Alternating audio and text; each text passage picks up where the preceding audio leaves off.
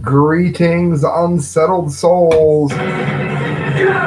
Indeed. We're going to do a 10-minute show today. Why would that be? Well, I'm going to go straight to screen share and give you some idea.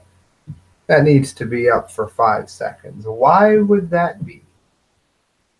That might be because yours truly has entered another Infowars contest. Yep, that's how most of you found my show to begin with. Remember? Well, I have it in Photoshop because I would like Infowars to know that I can run Photoshop. I have a degree in IMT. This is filmed on a regular camcorder, but not camcorder, excuse me, regular video cam on my computer, I should say. And I know how to use better gear. I just don't have it. Here is my work. It has been shared. I wrote that for Teddy Stick. It has been shared on Inforwars. Rob Dew has even shared my work on his page, on his Twitter account. And I've even contacted a number of people since I have begun doing this, and I'm delighted, absolutely delighted to enter another Infowars contest. I know that Alex Jones likes to interview a number of people, such as Al Jorgensen from Ministry. Some people would think, isn't he a bit of a leftist? But he did. About 2 weeks ago even, I interviewed Obituary. I'm a writer for the Conservative Daily Post, and I've written about everything from North Korea and taxes to a woman who taught her cats to steal from a house. I have press passes. I covered Donald Trump's speech. I covered the protesters. I've interviewed Black Lives Matter protesters and managed to have a calm discourse with them. And now I am proud and honored to be entering the Infowars contest once again. So I'm going to go ahead and start presenting myself as an Infowars reporter. I put that out there for those who are watching these because I will be making more than one of them as I enter the contest. And I have decided what better way to enter this than to read my own work. This was published just today at the Conservative Daily Post.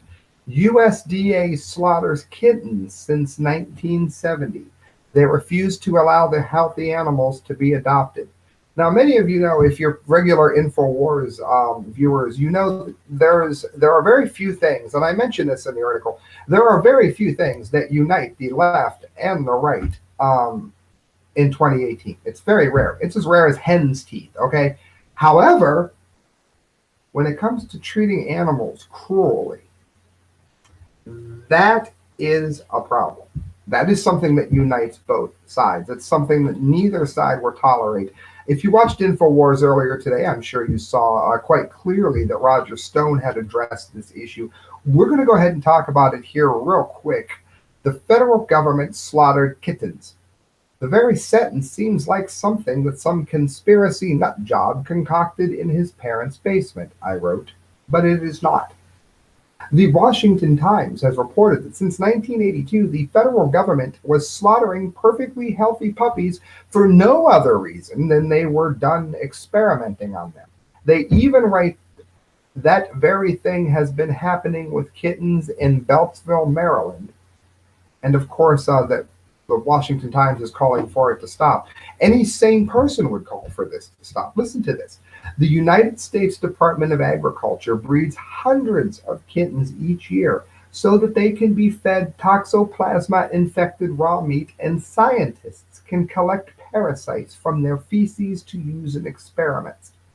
At a mere 3 months old, once the testing is completed, they are murdered and incinerated as if they were rubbish or mere packaging. That might sound extreme. It's not extreme. It's happening now. Your tax dollars are paying for it. Every time you pay your taxes, you're paying for this. It sounds absurd, but it's true. I wrote, this detestable USDA program has been getting money to the tune of $650,000 a year since 1970. That means that everyone is paying through taxes, all of you listening to this, that's true, for kittens to be pumped full of parasites and then put down for no reason whatsoever. Some will argue that the government must conduct such tests, and perhaps the case can be made for that. However, these kittens are perfectly healthy. Once the parasites are removed, and they are able to live long, happy lives as if no testing had ever been done on them. They are no different from any pet that picked up a parasite, went to the vet, and was cured. So you're wondering, wait a minute, Sam, wait. Pause.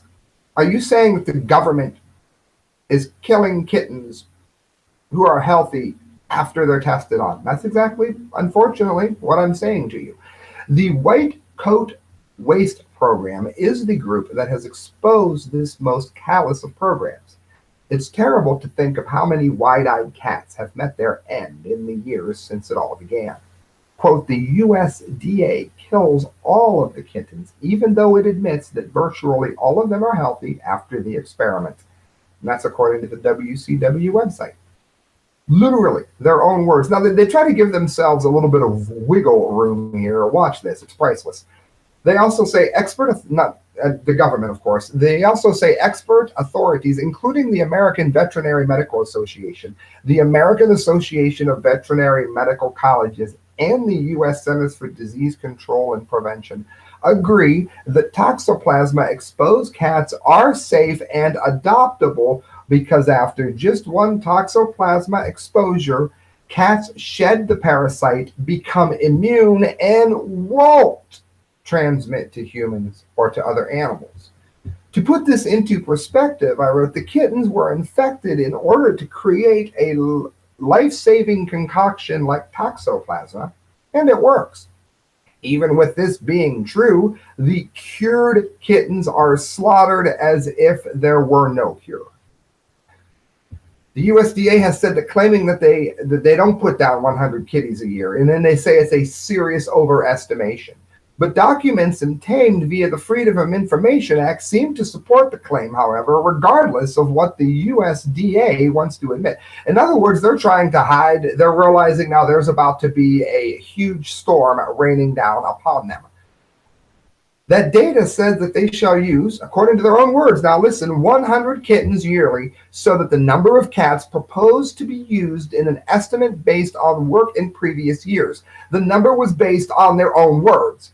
Beyond that, even if only 50 were killed, I ask why? Why kill even one healthy cat without at least trying to find it a home? Thankfully, Representative Mike Bishop is asking questions, and he wrote a letter to the Secretary of Agriculture, Sonny Perdue. Said, put simply, the program creates a life to destroy life. While I support the objective of making food safer and protecting people, so he's not some Peter nut job here, he's in favor of all of that, but we must ensure taxpayer dollars are used effectively, efficiently, and most of all, of course, humanely. And I wrote, while many things divide Democrats and Republicans in 2018, a love of kittens is one of the few things that unite both sides.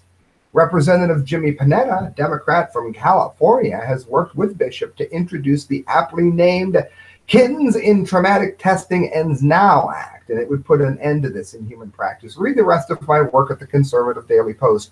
But needless to say, if you go to USDAstinks.com, as you saw earlier here on Infowars, you will notice that there's a petition there. You can get a hold of your representative very easily. It takes no time at all. And you will be able to make a difference and to make this stop. Friends, the Inforwars contest, once it's cut at 10 minutes, so I have. The logo has been viewed the whole time because I bought the shirt from your site. Needless to say, that's the movie I entered.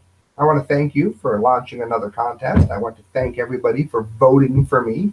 And I want to thank Alex Jones for being in my movie, Bilderberg, Why It Mattered to Me. He stopped everything he was doing to talk to Christelle and I. Hey, let's face it, the next logical step is to simply hire your next Ohio correspondent. Sam IB from The Correct Views. Good night. God bless.